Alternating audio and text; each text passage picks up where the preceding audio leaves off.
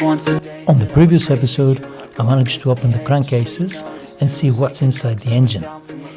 On this episode now, after creating all that mess, let's find out how we're going to do the bearing selection.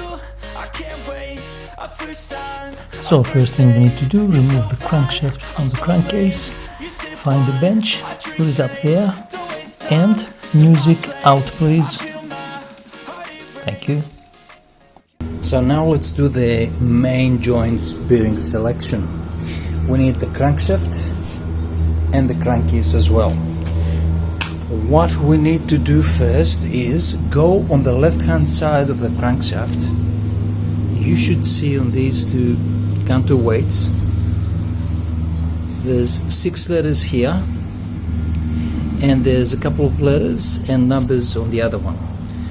This is for the crankcase, the main joint bearings, these codes that we need. Write these numbers down. It's gonna be letters, all of them letters from A to C, no D or E, A, B or C. So let's write these ones down. So we have from left to right, from the riding position, C, C, B, B and C, B. Then we go to the upper crankcase and we check right here what letters are there. It's always going to be from A to C. So in this case, look at that, we have all A's. Let's write them down as well. So this will help us how to determine the joints for our crankcase, but this is for the main joints. So 6 joints, 1, 2, 3, 4, 5 and 6 from left to right, riding position always. So Suzuki mentions that if we have A on the crankcase and we have on the crankshaft a C, that should be a brown.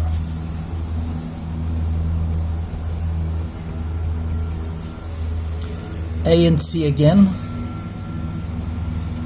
brown.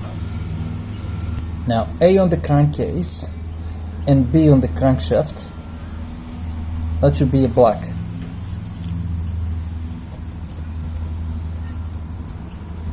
It's difficult when you ride and have the camera on the other hand. And of course it's the same here.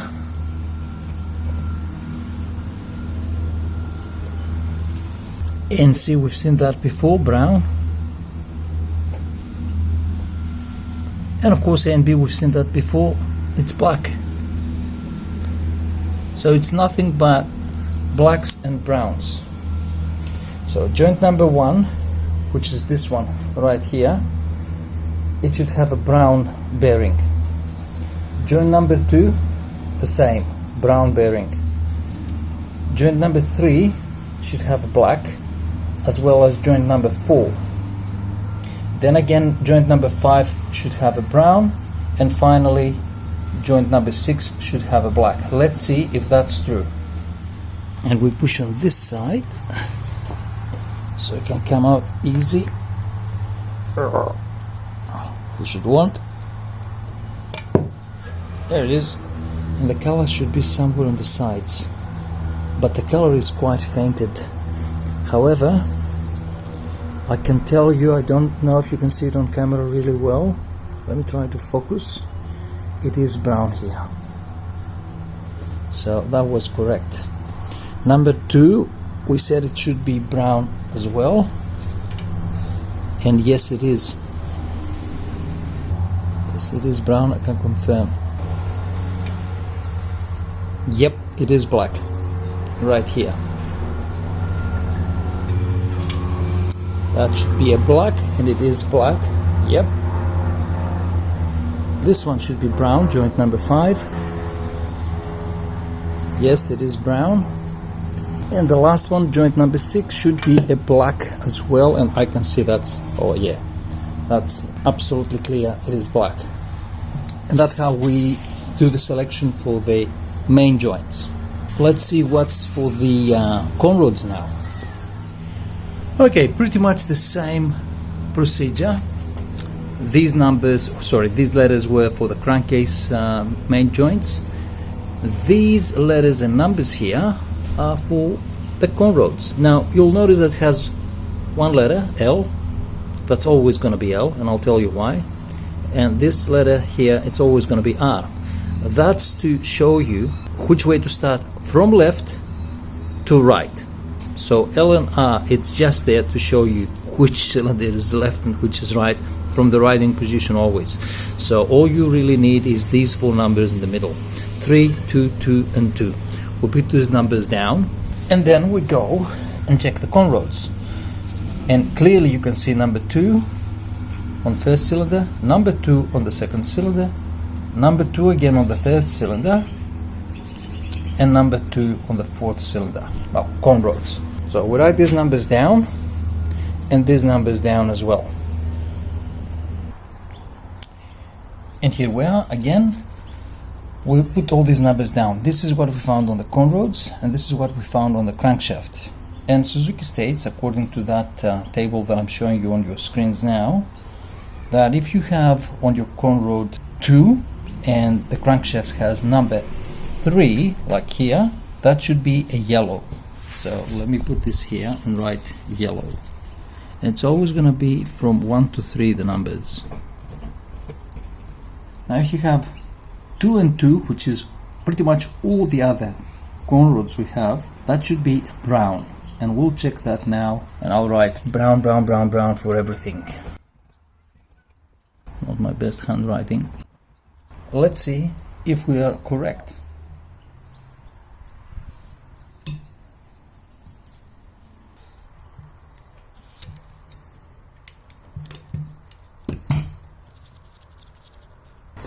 Let's check if it is yellow. Ooh, not much here. Not much here either. This is why you need to do this procedure to verify which color bearings you need, because see, the color has faded over the years. I mean, after 34 years, especially a color that light as yellow cannot be seen. And this is a good sign how to put them back. I mean, can't put them back like that. The numbers should be on the same side. Another mark to look out for is that the 17C, this number has to look that way, and yeah, these numbers have to look on the left hand side of the engine.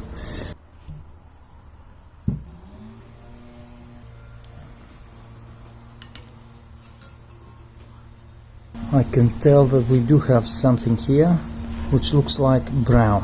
Yeah, probably as usual, you can't see it on camera, it's a light layer of paint, and it is brown.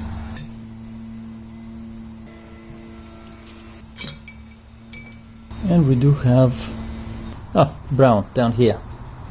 Yay!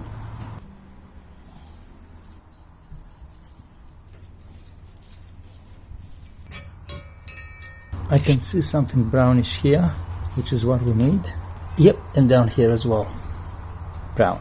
So yep, we got correct the bearing selection process. Now to see about what kind of thrust we'll put in here, and how to find the color of the thrust. The color, for starters, it has to be right there, but I can't see any color, neither on the other one. On the other one I can see a bit of a green, but still can't be sure, can you?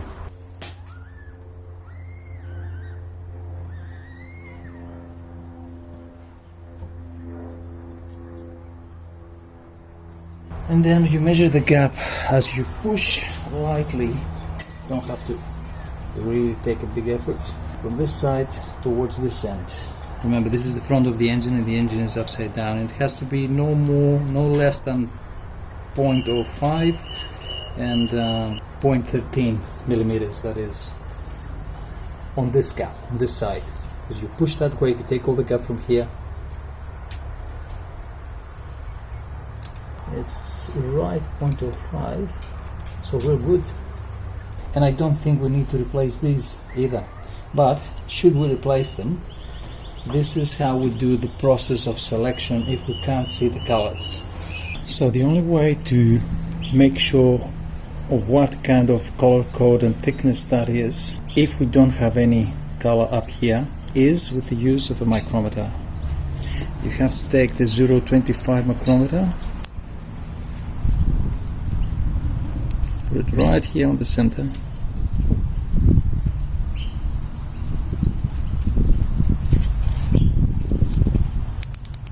And that is 2.43 millimeters. Now Suzuki states that the thrust bearing thickness, if it's 2.36 to 2.38 millimeters, then it's a black color.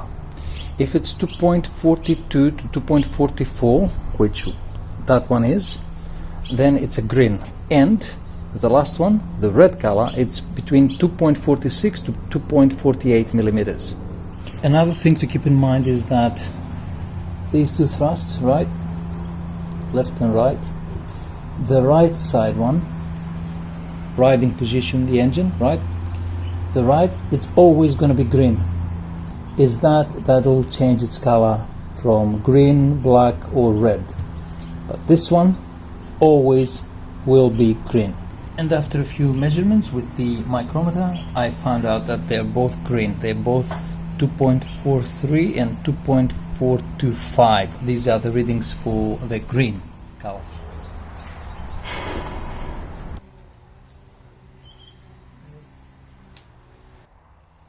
And as the valve is compressed, you can remove the shims with a magnetic screwdriver. Take the springs and remove the valve.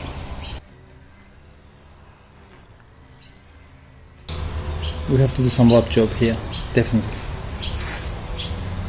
Second valve on cylinder number 1. Yeah, I bet you they're all like that. Have to clean them and see what kind of wear we have. I don't think they're going to need more than a lap job. I don't think we'll need to replace them, but we'll see in the end.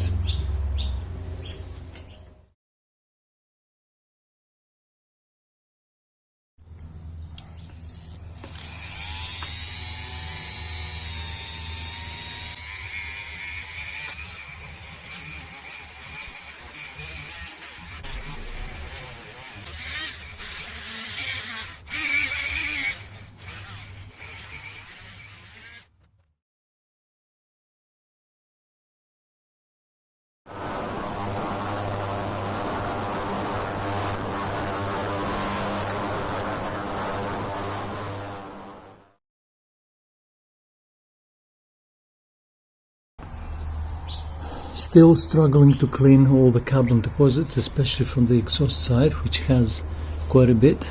The inlet side is not as bad. But anyway, let's dip it in for another half an hour the other side.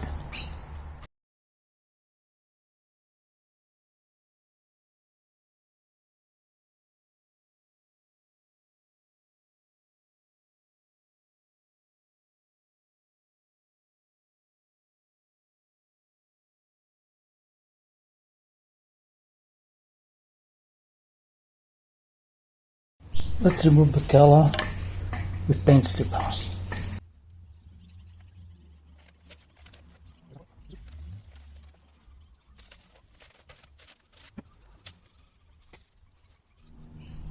This is how it looks like after we remove the color.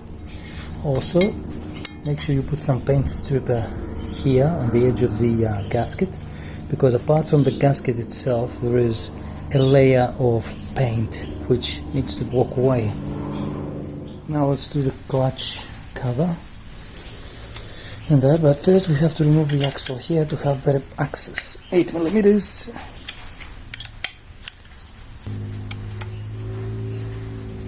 This is how you unfortunately have to do it.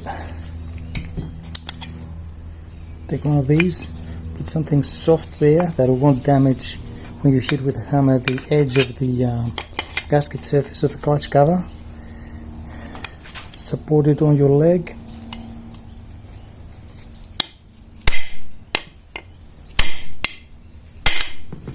And it's out. This is a bearing which we might have to replace, no dramas, because it was quite tight, and of course a seal that we'll definitely have to replace.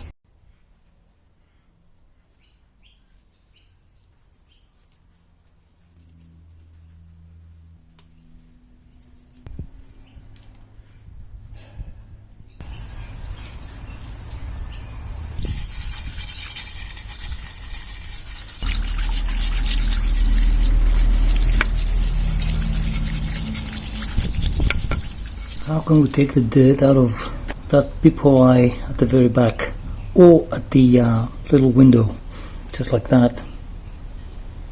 A bit of degreaser. You try to pull it upwards so it can go to the plate, or downwards to go to the actual glass. After we have the surfaces scratched with a bit of Scotch Brite, let's put primer of high heat.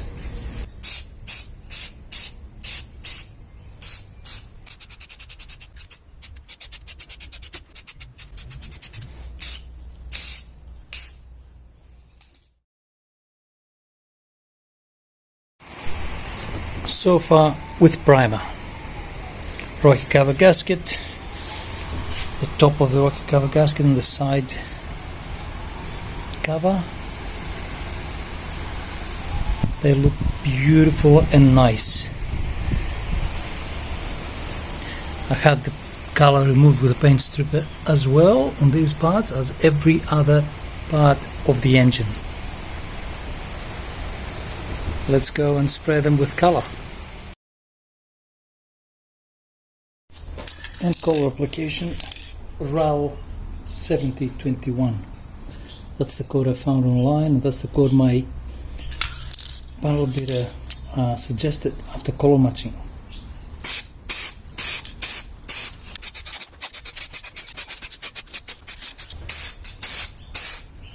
And let's see how this is going to turn out. And now with color. Now all I have to do is to go and find spare parts and find out where I'm going to buy them from and what the price is going to be. It's not going to be cheap. But at this moment I'll have to say goodbye for this video. Thanks for watching. Hopefully it was helpful for you. See you in the next video.